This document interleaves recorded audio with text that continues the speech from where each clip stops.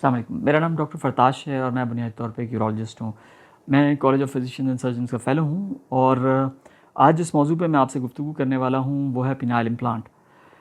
Phenyl implant वो आखिरी हर्बा है या वो आखिरी तरीक़ाकार है जिसकी तरफ हम जाते हैं उन मर्दों के लिए जिनको होशियारी नहीं आ सकती या उनका जो होशियारी पैदा करने वाला मैकेनिज़्म है वो डिफेक्टेड हो। याद रखें, इसमें उम्र की कोई कैद नहीं। ये 25 साल से 20 साल से या उससे भी कम उम्र में भी हो सकता है और ये 80 साल में भी जाके हो सकता है, 70 साल में भी जाके हो सकता है और ये दरमियान में भी हो सकता है। जिस तरह आपके जिस्म का और कोई अज़ा ख़राब होता है या उज़्व ख़राब होता है, इसी तरीके से आपका जो उज़्व तनासुल है या पीनस है वो भी ख़राब हो सकता है और उसमें भी प्रॉब्लम्स आ सकते हैं। कुछ चीज़ें ऐसी होती हैं जिनको हम दवाइयों से कवर कर लेते हैं। हम पेशेंट को बताते हैं कि आपने एक्सरसाइज़ करनी है और उससे उनको बेहतरी आ जाती है। कुछ साइकोलॉजिकल इश्यूज़ होते हैं जिनके लिए हम मरीज़ को दवाई देते हैं और उसमें उनको बेहतरी आ जाती है। लेकिन जब तमाम चीज़ें हम एग्ज़ॉस्ट कर चुकें और हम मरीज़ को हर तरह से चेक करके इस नतीजे पे पहुंच जाएं कि इनको दवाइयों से या इंजेक्शन से होशियारी नहीं आ सकती, तो फिर हम उनको पिनाइल इम्प्लांट का मशवरा देते हैं। या जिन मरीज़ों को वीनस लीक हो उनमें को भी मैं पिनाइल इम्प्लांट का मशवरा देता हूँ। आज मैं आपके लिए पिनाइल इम्प्लांट्स लेके आया हूँ और वो मैं आपको दिखाऊंगा कि किस किस्म के पिनाइल इम्प्लांट्स होते हैं। सबसे पहले मैं आपको ये बताना चाहता हूँ, ये है मैलिएबल पिनाइल इम्प्लांट। मैलिएबल का मतलब होता है कि जिसको आप मोड़ सकें। ये देखें, ये मुड़ गया और ये आप सीधा कर लेंगे इसको। ये मैलिएबल पिनाइल इम्प्लांट का जो सबसे अच्छा और मौसर फ़ायदा होता है वो ये होता है कि ये मुबाशरत के दौरान ये मुड़ेगा नहीं, ये सीधा रहेगा और आपको जो होशियारी का मसला है वो ठीक हो जाएगा। आपका जो पीनस है उसमें 3 सिलेंडर्स होते हैं। एक पेशाब का सिलेंडर होता है जिसमें पेशाब की नाली जा रही है और 2 जो साइड पे सिलेंडर्स हैं उनका काम बुनियादी तौर पे होशियारी पैदा करना या सख्ती पैदा करना है पीनस में। और जिन लोगों को पीनस में सख्ती नहीं आती उनको हम ये 2 रॉड्स डाल देते हैं पीनस के अंदर। ये पीछे जाता है और ये आगे की तरफ रहता है और इससे आपका ये जो मैलिएबल इम्प्लांट है इससे आपका जो नफ्स है वो खड़ा रहता है। उसमें ये बैठेगा नहीं, ये सारा दिन खड़ा होगा। जब आपने काम पे जाना होगा तो आप इसको नीचे की तरफ मोड़ लेंगे और अगर आपने बीवी के पास जाना है तो आप इसको सीधा कर लेंगे।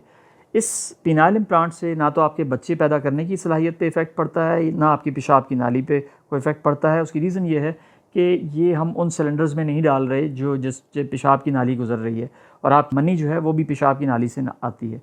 सो इसको हम कहते हैं मैलिएबल पिनाइल इम्प्लांट। और ये बुनियादी तौर पे ये कोई घंटे से 2 घंटे का प्रोसीजर है जो हम करते हैं। मरीज़ को 1-2 दिन घर अपने क्लिनिक पे एडमिट रखते हैं और उसके बाद उसको घर भेज देते हैं।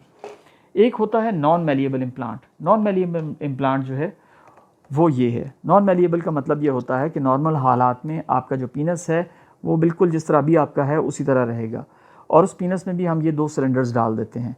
ये सिलेंडर्स बुनियादी तौर पर पिचके हुए हैं ये, और इनको हम डाल देते हैं। लेकिन इसमें आप देख रहे हैं ये एक है कंपोनेंट और इसमें 3 कंपोनेंट्स हैं।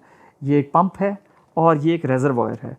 बुनियादी तौर पे ये जो सिलेंडर्स हैं ये इस पंप से भरते हैं और इस पंप को हम डालते हैं इसमें आपके खसियों में, टेस्टिस में, और इसको जब आप दबाते हैं तो इनमें पानी भर जाता है और ये बिल्कुल सख्त हो जाते हैं और वो पानी आता इस रेजरवॉयर से है। ये रेजरवॉयर बुनियादी तौर पे मरीज़ के पेट में होता है और उसका पता नहीं चलता और ये उसके खसिये में होता है और इस पंप का भी मरीज़ को पता नहीं चलता।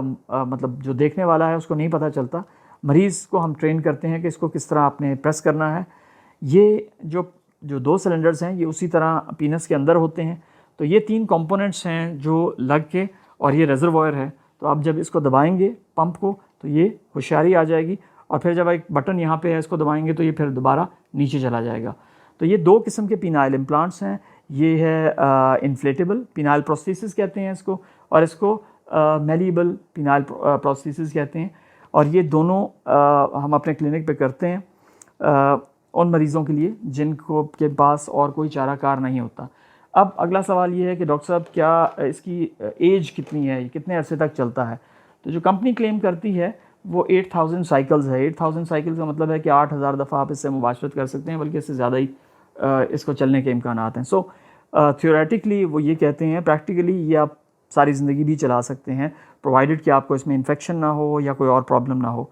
और जो मरीज़ है उसको 4 हफ़्ते लगते हैं कि वो 4 हफ़्ते के बाद दोबारा 4 से 6 हफ़्ते के बाद वो मुबाशरत कर सकता है या इस काबिल हो सकता है कि वो अपने अज़दवाजी हकूक़ अदा कर सके। आपका बहुत बहुत शुक्रिया।